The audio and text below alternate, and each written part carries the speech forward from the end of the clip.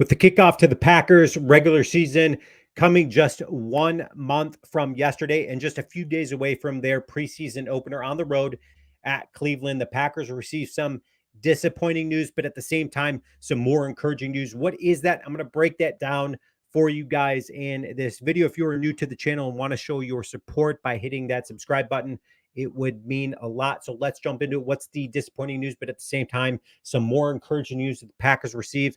It happens to come on the injury front, and it happens to come on the offensive line. My mind went worst case scenario when I heard that Jordan Morgan, our first round pick out of Arizona, suffered an injury. I didn't know what the severity of the injury.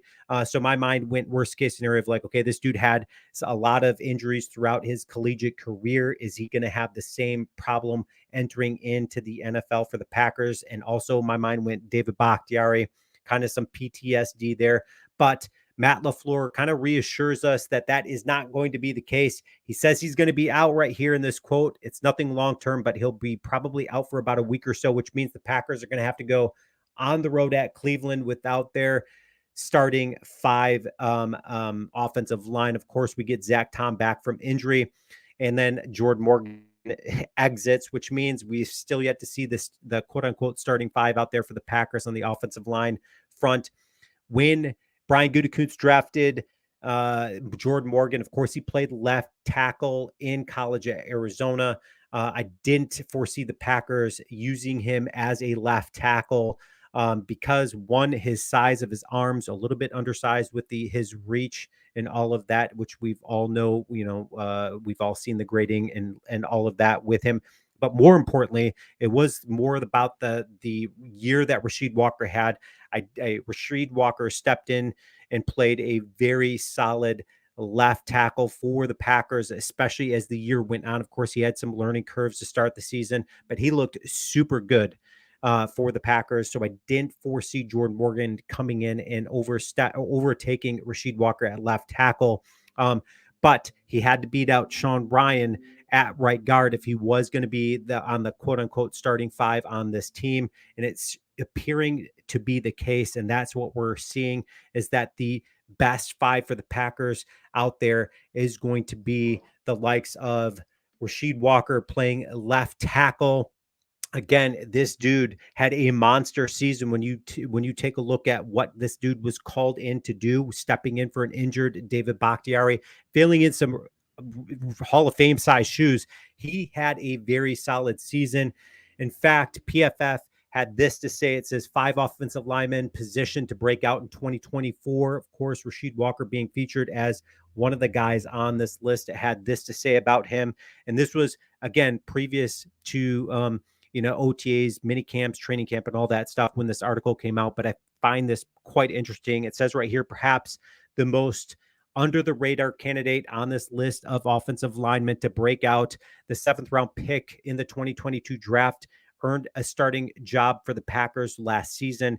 Early in training camp, he looked like a major work in progress, but earned a solid overall grade of 66.3 and was particularly good in pass protection, having a grade of 74.7 in his first year starting action. I actually kind of disagree with that. I did a couple of videos, I remember, last season showcasing Rasheed Walker. I thought he looked very good in preseason and a little bit in training camp. You saw the momentum building for Rasheed Walker. I thought he looked like a very solid left tackle for the Packers.